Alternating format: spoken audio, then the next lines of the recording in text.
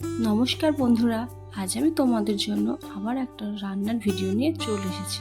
তো চলো রেসিপিটা শুরু করা যাক। তোমরা ভিডিওতে দেখতেই পাচ্ছ বন্ধুরা, আমি একটা কচি এঁচড় নিয়েছি। এখানে কিভাবে হাতে আঠা না লাগিয়ে আমরা খুব সহজেই এঁচড় কাটবো, তো সেটা তোমরা দেখে নাও। তার জন্য প্রথমে আমি হাতে সরষের তেল মাখিয়ে নিয়েছি বন্ধুরা, সেটা তোমাদের দেখানো হয়নি। তোমরাও প্রথমে হাতে সরিষার তেল লাগিয়ে নেবে। তারপর দেখো আমি এঁচড়ের বোটাটা কেটে নিলাম। এবার এঁচড়টা মাঝখান থেকে আমি দু টুকরো করে নেব। এদিকে দেখো বন্ধুরা, আমি একটা পাত্রে কিছুটা জল নিয়ে নিয়েছি। তো এবার আমি এঁচড়টা ছোট ছোট টুকরো করে কেটে নেব আর ওই পাত্রের জলে ডুবিয়ে দেব। এটা এই কারণে করছি বন্ধুরা, পাত্রের জলে যখনই আমি এঁচড়টাকে ডোবাবো তখন এঁচড়ের গা থেকে সমস্ত আঠাগুলো ওই জলের মধ্যে মিশে যাবে, যার ফলে হাতে আর কোনো রকম আঠা আমাদের লাগবে না। ভিডিওটা আমার যদি তোমাদের একটু ভালো লেগে থাকে অবশ্যই একটা লাইক দিও, আর আমার চ্যানেলে যদি নতুন হয়ে থাকো অবশ্যই চ্যানেলটা সাবস্ক্রাইব করে রেখো বন্ধুরা, এরকম ধরনের আরও ভিডিও দেখার জন্য। আর যেসব বন্ধুরা আমার চ্যানেলটা অলরেডি সাবস্ক্রাইব করে রেখেছো তাদেরকে অসংখ্য ধন্যবাদ। তো দেখো বন্ধুরা, আমি এঁচড়ের গায়ে যে আঠাগুলো সেগুলো জলে খুব ভালোভাবে ধুয়ে নিয়েছি। হয়তো তোমরা বুঝতে পারছো, দেখো জলে ভেসে ভেসে বেড়াচ্ছে সাদা সাদা। তো দেখো এবার আমি এক টুকরো এঁচড় নিয়ে তার খোসাটা ভালো করে ছাড়িয়ে নিচ্ছি।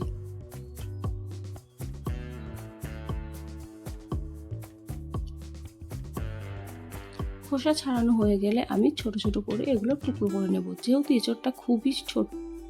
তো দেখো বন্ধুরা, আমি এখানে সম্পূর্ণ এঁচড়টাই ছোট ছোট টুকরো করে কেটে নিয়েছি আর জলে ভিজিয়েও রেখেছি। দেখো জলটা কেমন এঁচড়ের কষে কালো হয়ে গেছে।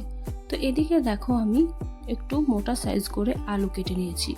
যত বড় এঁচড় নিয়েছি তার থেকে আমি একটু মোটা করে আলুটা কেটেছি বন্ধুরা। এবার দেখো আমি একটা কড়াইতে কিছুটা জল হালকা গরম করে তার মধ্যে এঁচড় আর আলুটা দিয়ে দেব। এবার এর মধ্যে দিয়ে দেব পরিমাণ মতো নুন আর হলুদ। আমি যদি এঁচড় আর আলু একই সাইজে কাটতাম বন্ধুরা, তাহলে কি হতো, এঁচড় সিদ্ধ হতে হতে আলুটা গলে যেত। এই কারণেই এঁচড়ের তুলনায় আলুটা আমি একটু বড় করে কেটেছি, যাতে এঁচড় সিদ্ধ হওয়া পর্যন্ত আলুটা গোটা থাকে অথচ সিদ্ধ হয়ে যায়। তো যাই হোক, দেখো এবার আমি একটা ঢাকনা দিয়ে কড়াইটা ঢেকে দেবো, তারপর ভালোভাবে সিদ্ধ করে নেব। তোমরা চাইলে এটা প্রেসার কুকারেও সিদ্ধ করে নিতে পারো। তো চলো ফিরে আসছি। দেখো বন্ধুরা, ঢাকনা খুলে আমরা দেখতে পাচ্ছি যে জলের রঙটা এঁচড়ের কষে অনেকটাই পাল্টে গেছে। আর দেখো খুন্তি দিয়ে একটা এঁচড় কেটে দেখছি খুব ভালোভাবে সিদ্ধ হয়ে গেছে। তো এবার কড়াইতে আমি সরষের তেল গরম করে তাতে দুটো তেজপাতা, দুটো শুকনো লঙ্কাকে দু অর্ধেক করে ফাটিয়ে দিয়েছি আর দিয়েছি কিছুটা পাঁচফোড়ন। এবার এই পাঁচফোড়নের গন্ধ ছাড়লে দিয়ে দেবো আদা, জিরে, রসুন আর কাঁচা লঙ্কা বাটা। মশলাটা ভালো করে কষিয়ে নেব বন্ধুরা। কষানো হয়ে গেলে এর মধ্যে আমি দিয়ে দেবো পেঁয়াজ কুচি আর টমেটো। তোমরা চাইলে পেঁয়াজটা প্রথমে তেলে ভেজে নিয়ে তারপরেও বাকি বাটা মশলাটা দিতে পারো বন্ধু। এবার দেব কাশ্মীরি লঙ্কার গুঁড়ো আর হলুদ। আবারও ভালো করে সমস্ত মশলা আমি কষিয়ে নেব। মশলা যখন তেল ছাড়বে বা মশলা থেকে একটা সুন্দর গন্ধ ছাড়বে তখন বুঝতে হবে যে মশলাটা কষানো হয়ে গেছে।